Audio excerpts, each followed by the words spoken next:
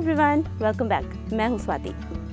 आज की वीडियो में हम बात करेंगे कि आप होम ग्रोन वेजिटेबल्स से सीड्स कैसे कलेक्ट कर सकते हैं। आप में से कई लोगों ने मुझसे कई बार पूछा कि जो वेजिटेबल्स मैं ग्रो करती हूँ, जब उनका सीज़न चला जाता है तो मैं उनके सीड्स कैसे कलेक्ट करती हूँ कि वापस नेक्स्ट ईयर जब उसका सीज़न आए तो उन्हीं सीड्स से मैं वो प्लांट ग्रो कर सकूँ, मुझे प्लांट के लिए दोबारा से सीड्स खरीदने की ज़रूरत ना पड़े।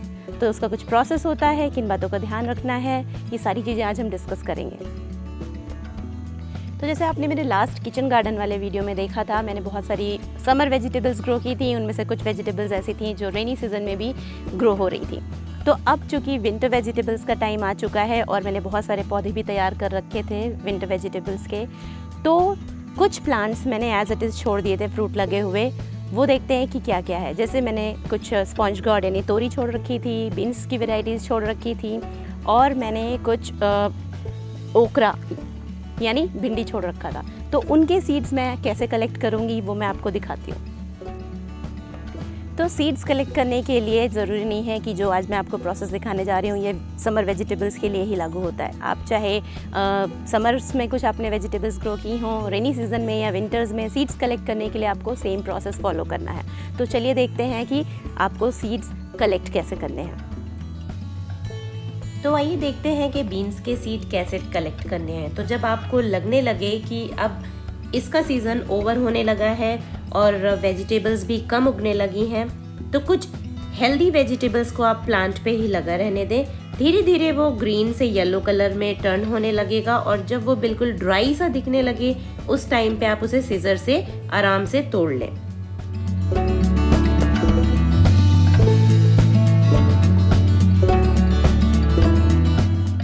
सेम प्रोसेस आपको बाकी वेजिटेबल्स के साथ भी फॉलो करना है। जैसे तोरी और भिंडी भी आपको ड्राई जब दिखने लगे पूरी तरीके से तभी उसे तोड़ें, और तोड़ते समय ध्यान दें कि आप उसको बीच से डैमेज ना करें, पूरा इंटैक्ट तोड़ें सीजर की हेल्प से, और उसके बाद हम उसको ड्राई होने के लिए रखेंगे।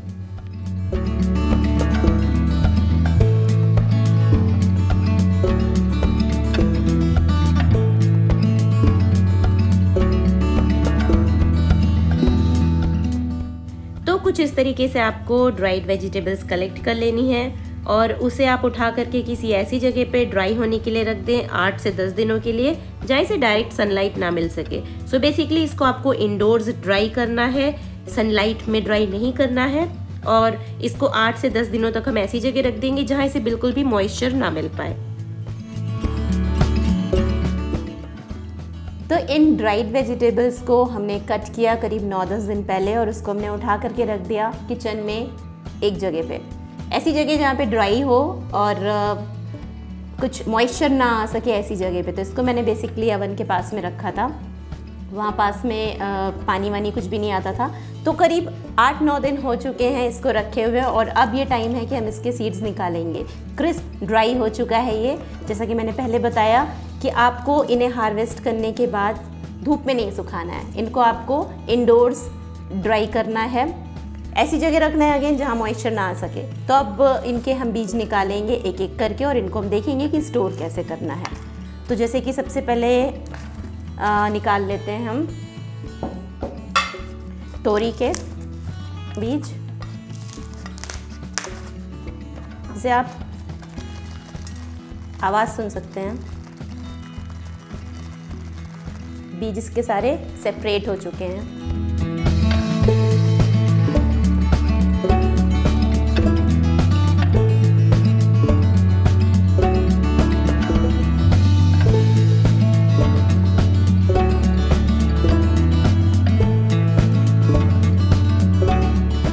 हमेशा कोशिश करें कि जब आप बीज के लिए किसी फ्रूट को या वेजिटेबल को प्लांट में ही छोड़ रहे हैं तो ध्यान इस बात का रखें कि हेल्दी वेजिटेबल या फ्रूट होना चाहिए जिसको हमें सीड्स निकालने के लिए छोड़ना है। ऐसा नहीं कि वो बहुत छोटा सा फ्रूट है या फिर बहुत अच्छी हेल्दी कंडीशन में नहीं दिख रहा है तो उसको हमने छोड़ दिया कि उससे बीज निकालेंगे। बीज के लिए हमेशा सबसे अच्छी क्वालिटी वाला जो आपको फ्रूट दिखे उसको आपको कॉम्प्रोमाइज़ करना पड़ेगा, उसी से आपको सीड कलेक्ट करने हैं। तो जो आपको लगे कि हाँ ये अच्छा फ्रूट है उसको आप छोड़ दें।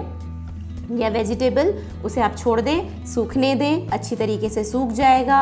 और ध्यान रखें कि जब उसको हम बीज के लिए उसको सूखने के लिए छोड़ेंगे तो जब आप पानी डालें गार्डन में तो फ्रूट के ऊपर नहीं डालना है या वेजिटेबल के ऊपर नहीं डालना है, उसको नहीं भिगोना है। तो उस तरीके से आप कुछ दिनों के लिए छोड़ दें। जब वो अपना कलर चेंज कर देगा, बिल्कुल ब्राउन होने लगेगा, फिर आप कट करें उसे और इस तरीके से आपको उसका बीज कलेक्ट करना है। अब बात ये होती है कि आपने बीज तो निकाल लिए और बीज आपको सारे हेल्दी भी दिख रहे हैं कि अच्छी कंडीशन में बीज हैं, राइट। अब इनको हमें क्लीन करना है। इसके साथ में ये जो डस्ट है, ये गंदगी है, इसको हमें स्टोर नहीं करना है। क्लीन सिर्फ बीज हमें इसके स्टोर करने हैं। और स्टोर करने का भी तरीका है, ऐसा नहीं कि आपने एक पेपर में रैप किया और आपने ड्रॉअर में डाल दिया कहीं भी, तो होगा क्या, उसमें धीरे धीरे मॉइस्चर आ जाएगा। इसको आपको एयर टाइट कंटेनर में या फिर किसी प्लास्टिक शीट में जिसमें जिप पाउच में अच्छी तरीके से आपको इसको स्टोर करना है। जैसे कि मेरे पास दोनों ही है, मैं आपको दिखा देती हूँ। जैसे ये कुछ जिप पाउचेस हैं, जिप लॉक पाउचेस, इनमें भी आप चाहें तो स्टोर कर सकते हैं। फिर ऊपर आप नाम डाल दें, इन केस अगर आप पहचान ना पाएँ बाद में तो कि किस चीज़ के बीज हैं, आप मार्कर से लिख सकते हैं। या फिर इस तरीके से किसी बॉटल में, जैसे आप कॉफ़ी वगैरह लेके आते हैं तो उसके बॉटल्स आप फेंके ना, इस तरीके से रख दें साफ़ करके, और इन्हीं में हमें स्टोर करना है। तो इसमें से हम निकाल लेंगे बीज।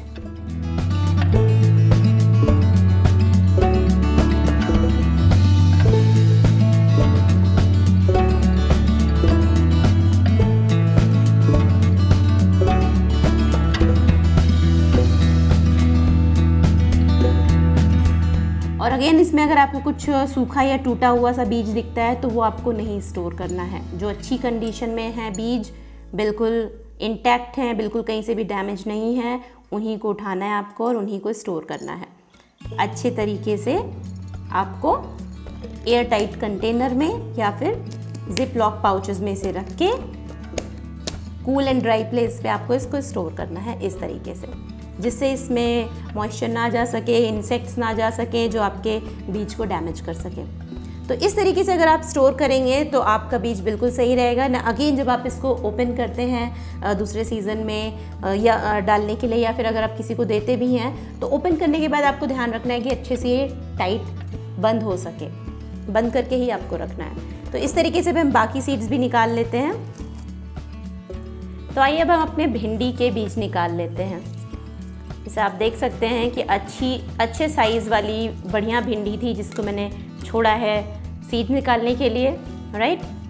और जब ये बिल्कुल ड्राई हो जाते हैं थोड़ा सा क्रैक भी होने लगते हैं साइड से, आप जैसे देख सकते हैं क्रैक होने लगते हैं, तो वो भी एक साइन है कि अब ये बिल्कुल रेडी हो चुका है सीड्स कलेक्ट करने के लिए। देखिए कितने अच्छे से आराम से निकल के आ रहे हैं इसके सीड्स। जो हम बाज़ार से सीड लेकर के आते हैं उनमें कुछ केमिकल की कोटिंग होती है जिससे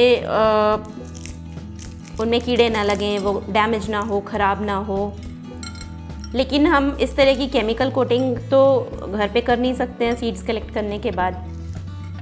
तो कोशिश आप ये करें कि आप बहुत लंबे टाइम तक के लिए सीड्स ना रखें। ये नहीं कि आपने एक बार कलेक्ट किया उसे 2-3 साल तक आप यूज़ कर रहे हैं। कोशिश करें कि जब आप सीड्स कलेक्ट कर रहे हैं तो उसके नेक्स्ट सीज़न में ही 6-8 महीने के बाद ही आप उनको यूज़ कर डालें। तो इस तरीके से बहुत ही आसानी से आप देख सकते हैं कि बिल्कुल आवाज़ भी आ रही है, बिल्कुल क्रिस्प है और आराम से निकल रहा है, मतलब बहुत अच्छी तरीके से ड्राई हो चुका है। तो अब जैसा कि मैंने पहले बोला कि जो सीड्स आपको हेल्दी कंडीशन में दिख रहे हैं उन्हीं को हमें स्टोर करना है। जैसे कुछ एक डैमेज दिख रहे हैं, बहुत ज़्यादा सूखे से दिख रहे हैं, या फिर लग रहा है कि शायद इनमें इसको अगर हम वापस सो करेंगे तो अच्छे से सीड्स स्प्राउट नहीं होंगे, तो इन्हें हमें स्टोर करने की ज़रूरत नहीं है। जो हेल्दी सीड्स हैं उन्हें ही हम स्टोर करेंगे।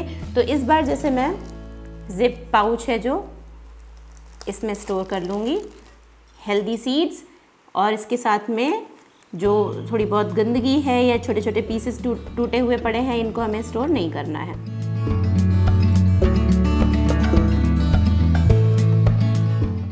तो इस तरीके से हमने ये सीड्स को कलेक्ट कर लिया है और इनको स्टोर कर लिया है जिप लॉक पाउच में। इस तरीके से ज़रूरी नहीं है कि आप जितनी वैरायटी के आपके पास सीड्स हों उतने सारे आपके पास एयर टाइट कंटेनर्स हों तो ही आप उन्हें स्टोर करें।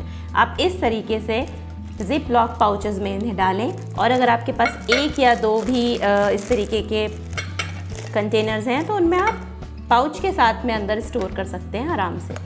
इस तरीके से आपके सारे सीड्स भी सेपरेट रहेंगे और वो एयर टाइट कंटेनर में भी आप स्टोर कर सकेंगे आसानी से इस तरीके से। तो चलिए अब हम बीन्स के बीज भी निकाल लेते हैं।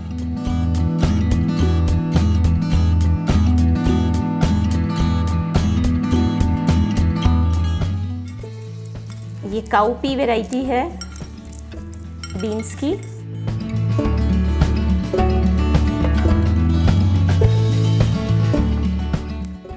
ये हमारी दूसरी वैरायटी है बीन्स की।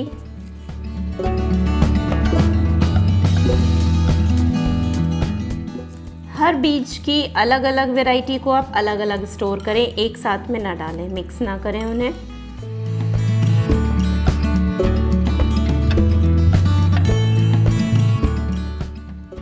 तो इस तरीके से मैंने सीड्स निकाल करके सेपरेट कर ली हैं और आप देख सकते हैं इसमें सारे ही हेल्दी सीड्स हैं, राइट। और मैं इन्हें भी इस तरीके के जिप लॉक पाउचेस में ही डाल करके स्टोर करूँगी।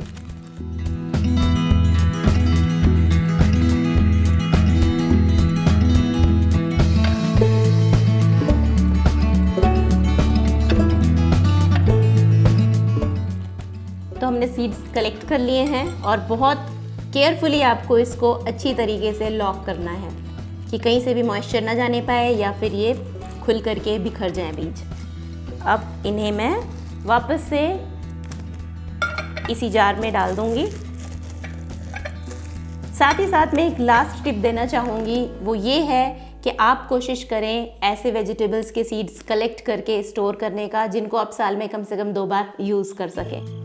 मतलब बहुत टाइम तक आपको सीड स्टोर करके रखना ना पड़े और उतने ही रखें जितने आप नेक्स्ट सीज़न में यूज़ कर सकें, जिससे आपके सीड्स वाइबल रहें, अच्छी कंडीशन में रहें, ख़राब ना हो और चांसेस रहें कि आप जब उन्हें वापस से ग्रो करें तो बहुत अच्छी तरीके से ग्रो करें और सारे ही सीड्स जर्मिनेट भी करें।